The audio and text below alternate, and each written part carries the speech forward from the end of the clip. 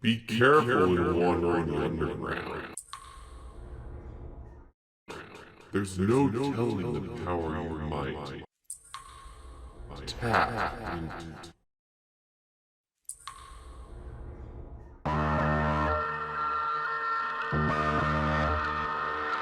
Oh boy, here I go reviewing The Force Unleashed again. But in my defense, I did not expect the DS ports to be this good. I mean really, who would go out of their way to essentially create a PS1 style remake of The Force Unleashed for what's essentially a portable Nintendo 64? N-Space, that's who! In fact, you'll notice some overlapping assets from their Battlefront 3 game, particularly the camera and some UI elements. Except things are far more dynamic here, with a massive draw distance, lots of over-the-shoulder moments, some fully 3D cutscenes, and surprisingly fluid combat. This was an incredible feat for the Nintendo DS. The recording you're watching is from my Wii U, but I can confirm that the performance is on par with the cart in my actual DS. This simply shouldn't look or sound as good as it does. Voiceover lines are sacrificed along with lip sync, but the dialogue is relatively the same, just presented like an old school JRPG between missions. What's strange is how closely it matches the traditional experience, just with some limitations.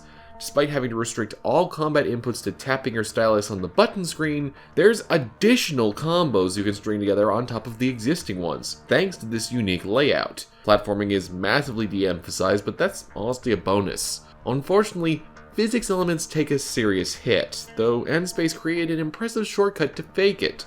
At many points in the DS port, you'll find glowing objects and hazards that you can push enemies into. These same traps can deal immense damage to yourself if you aren't careful, so there's some skill to them. It's a more than reasonable workaround, especially given the sheer poly count on display every minute. I know it's popular to criticize games from this console generation for flexing their presentation value over gameplay, but Force Unleashed for DS is as much a technical powerhouse as it is a tightly built 3D brawler. If I was a kid who had a DS, I'd have never imagined something so richly designed could be made playable on the system.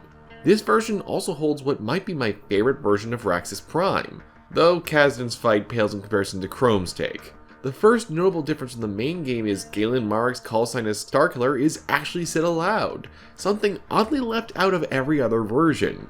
This is also the only build to include Proxy being taken over by the Raxus droid Hivemind, like in the novel.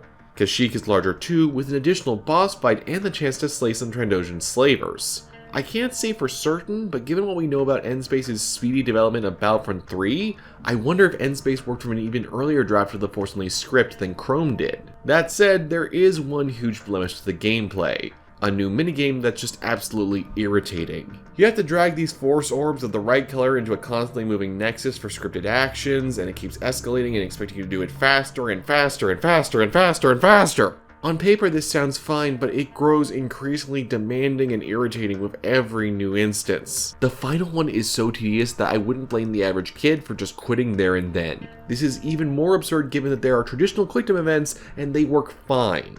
This is particularly strange given how intuitive everything else is. The menus, the controls, the level design, I'll grant that certain sections are a bit on the easy side, but that's also the case for the home console versions. Let's be real here, The Force Unleashed is a power fantasy by design, and some revamped fights like with Mara's Brood are way more challenging here. You've really got to stay evasive to survive in them. That's what keeps the Force Unleashed gameplay so exciting, no matter the platform. The controls might arguably be less complex, but that's hardly a fault of the developers, nor really a problem in my opinion.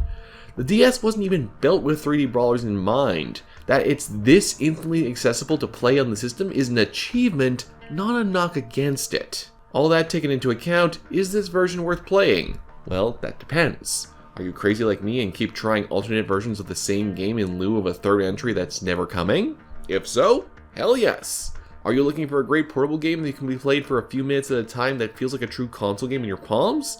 Then also yes. If you're looking for the most astonishingly original DS game ever made, this isn't it. There are other DS games with prettier aesthetics, deeper gameplay, and better stories. However, there's few as ambitious as the original Force Unleashed for DS, and for that, it deserves way more credit alongside the likes of Cop the Recruit. Yet somehow, things get even weirder when we get to the Force Unleashed 2.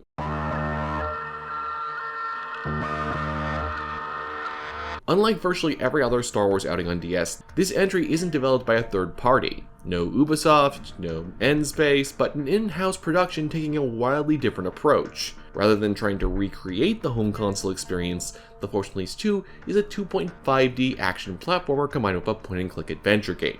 I'm serious. And surprisingly, this might be the closest modern LucasArts had ever gotten to going back to its roots. Again, your controls are primarily stylus-based, but now far more diegetic. You swipe the direction you want Starkiller to attack. You drag around objects to grip them. Lightning and push follow the tip of your stylus.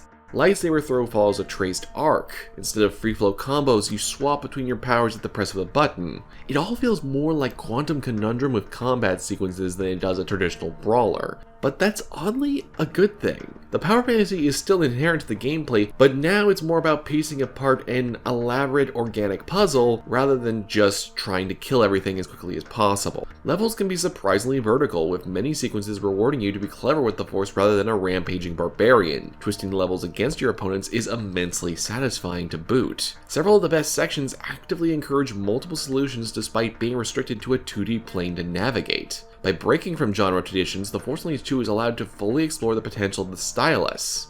To be fair, melee combat is clunky, having to manually swipe for each hit, but you'll generally be relying on your powers.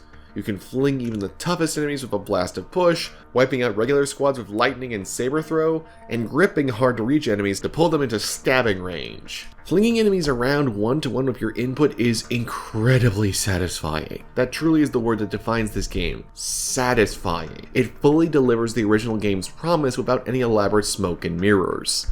There are even moments where you can manipulate the world out of Starkiller's line of sight, which makes sense for a Jedi, and it's weird so few Star Wars games have really tried to experiment with this. You really feel like you are guiding the Force around Starkiller. It's almost like you're an omnipresent entity guiding him.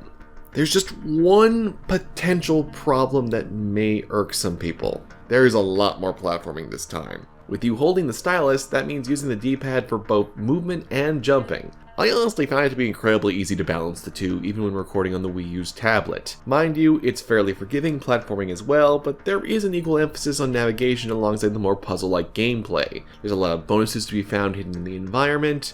It's never quite Metroidvania, but Force Unleashed 2's dev team clearly had the potential to make one. I mean, Starkiller's dash move even resembles Alucard's. If you don't mind the platforming and love a game that makes you think for even just a second, then The Force Unleashed 2 is a must-have. It boasts full audio, solid animations, boss fights that are basically giant puzzle sequences. The graphics aren't the best on DS, nor are they the worst, with some solid presentation provided the camera is zoomed out. The poly count is a little more obvious when you have to do some of the more close-up things. Fortunately, the terrible minigame from the first game is also gone, replaced with basic quick-time events that get the job done. It really feels like this unique chimera of action platforming and classic LucasArts adventuring that I didn't know I needed a game like this, but now that I've experienced it, I want more like this. This is incredible. It's so distinct. I've not quite experienced a game like this. And I could see this sort of experience being made on PC with a keyboard and mouse. However, unfortunately, there is still the same terrible story as the home console versions, but other than that, I can't really criticize this game. It's really well done. Mark Grisky's soundtrack is still deeply evocative despite being heavily compressed to fit on a DS cartridge. The animation work is slick and responsive. Most of the collectibles and secrets are reasonable to hunt down, bolstering your Force energy and health. Sure, the mostly static cutscenes aren't profoundly jaw-dropping, but they do the job no worse than those found on the first game on DS. Why this is 30 points lower on Metacritic than the abysmal Force Unleashed 2 Wii port is beyond me. It's a vastly superior experience, a genuinely fun time with rock-solid execution. I guess some people just couldn't handle the idea of the Force Unleashed trying something different. And for those folks, don't worry, in the first DS game, Shaak Ti's still the biggest pushover in the history of Star Wars, so I guess some things never change. Until next time, travelers.